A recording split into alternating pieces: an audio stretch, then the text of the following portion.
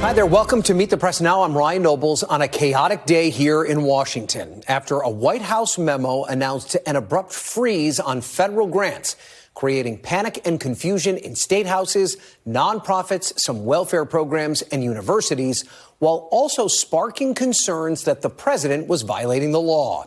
In a two-page memo issued late yesterday, the Office of Management and Budget ordered all federal agencies to, quote, temporarily pause all activities related to obligation or disbursement of all federal financial assistance effective at 5 o'clock today. It noted some exceptions like Social Security and Medicare, but it was vague about a litany of other government programs, including Medicaid. Amid the scramble for clarity, NBC News obtained an 836-page spreadsheet sent by the White House to federal agencies asking for details about the financial assistance that they provide for a wide variety of programs and welfare benefits. It included SNAP, commonly referred to as food stamps, as well as federal Pell Grant programs, subsidized school breakfast and lunch programs, and the Supplemental Nutritional Program for women, infants, and children. Now, initial indications were that this could be a massive and disruptive freeze, potentially affecting trillions of dollars in spending that had been legally appropriated by Congress. But this afternoon, the White House tried to clarify. In her first White House press briefing, Press Secretary Caroline Leavitt, citing a new memo from the Office of Management and Budget that said this is not an across-the-board freeze on federal financial assistance and that it applies to a significantly more narrow scope of government aid and presidential priorities. Social Security benefits, Medicare benefits, food stamps, welfare benefits, assistance that is going directly to individuals will not be impacted by this pause. So what does this pause mean? It means no more funding for illegal DEI programs. It means no more funding for the Green New scam that has cost American taxpayers tens of billions of dollars. It means no more funding for transgenderism and wokeness across our federal bureaucracy and agencies. No more funding for Green New Deal social engineering policies. Again, people who are receiving individual assistance, you will continue to receive that. Now, the White House then provided NBC News with a new OMB memo emphasizing that any program that provides direct benefits to Americans is explicitly excluded from the pause and exempted from this review process. Now, according to the memo, that includes not only Social Security and Medicare, but also Medicaid, SNAP, and student loan benefits. But to be sure, there are still many questions about the actual scope of this move and how much authority the president actually has when it comes to freezing federal spending. The move has already sparked a series of lawsuits from states, from nonprofit organizations, and from small businesses. While on Capitol Hill, Senate Democrats are calling on Budget Committee Chair Lindsey Graham to hold off on advancing Russell Vaught's nomination to be the OMB director until the White House rescinds the freeze. Democrats also call this an illegal power grab by the president. This is cruelty. This is lawlessness. This is a heist done on a national scale. No matter how much he may believe he does, the president does not have the authority to ignore the law, and we're going to fight this in every way that we can. This is an attempt by Donald Trump to seize power.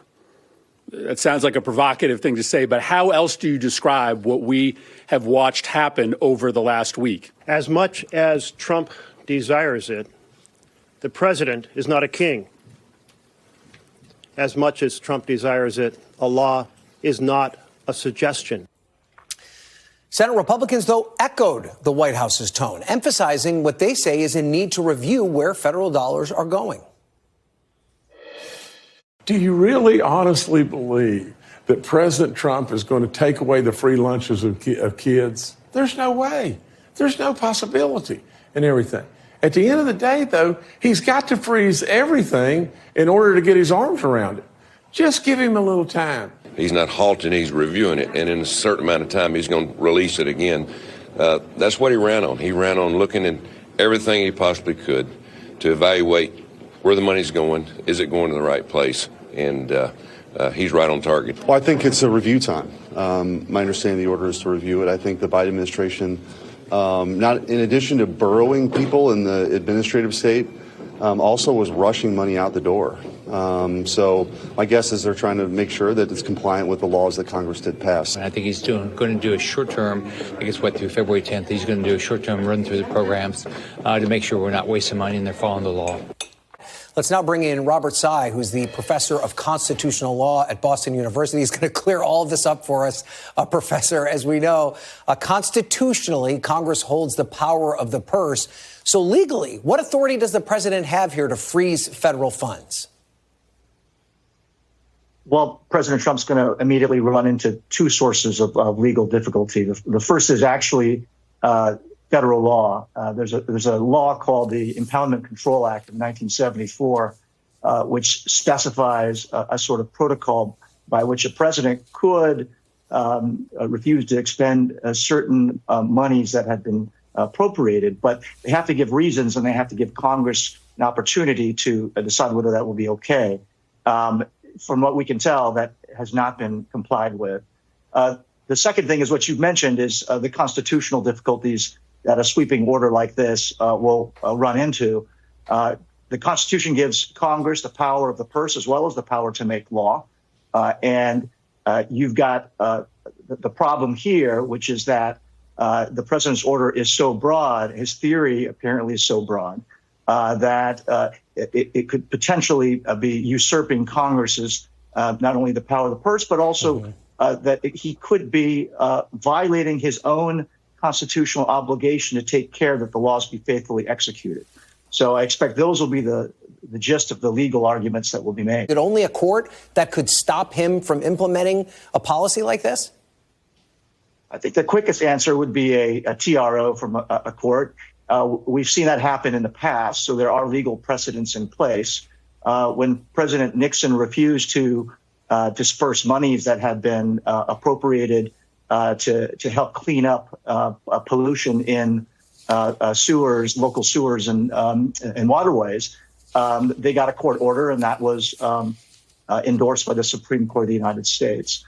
So we've had cases like this come up before, and it could be a very sort of quick proceeding that leads to a judicial order. Certainly, Congress, if it could get its act together, could try to also assert its role. But it's going to be hard, given the polarization that we see, as well as the early days of the Trump administration, that his own party is going to give him much of the benefit of the doubt, I think, there.